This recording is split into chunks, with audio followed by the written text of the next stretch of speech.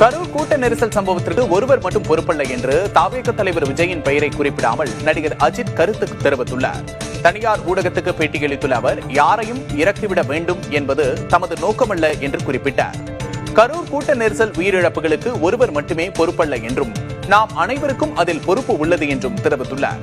கூட்டத்தை கூட்டுவது பெருமை என்கிற அதீத மனநிலை கொண்ட சமூகமாக இன்று நாம் மாறியிருப்பதாகவும் இது முடிவுக்கு வர வேண்டும் என்றும் அஜித்குமார் கூறியுள்ளார். கிரிக்கெட் போன்ற விளையாட்டுகளை பார்க்க கூட்டம் வரும்போது இதுபோன்ற அசம்பாவிதங்கள் நடப்பதில்லை என்றும், ஆனால் திரையரங்குகள் அல்லது நடிகர்களை பார்க்க வரும்போது மட்டும் இதுபோன்று நடப்பது ஏன் என்றும் அஜித் வினவியுள்ளார். இதனால் ஒட்டுமொத்த திரைத்துறை மீதும் உலகளவில் தவறான பிம்பம் ஏற்படுவதாகவும் அஜித் கவலை தெரிவித்துள்ளார்.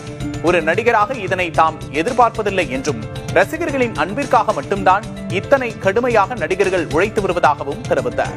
ரசிகர்கள் தங்களது அன்பை வெளிப்படுத்த எவ்வளவோ வழிகள் உள்ளதாக கூறியுள்ள அஜித், ஆனால் தங்களது உயிரை கூட பொருட்படுத்தாத அளவுக்கு அன்பை வெளிப்படுத்த வேண்டாம் என்றும் அஜித்குமார் கேட்டுக் கொண்டுள்ளார்.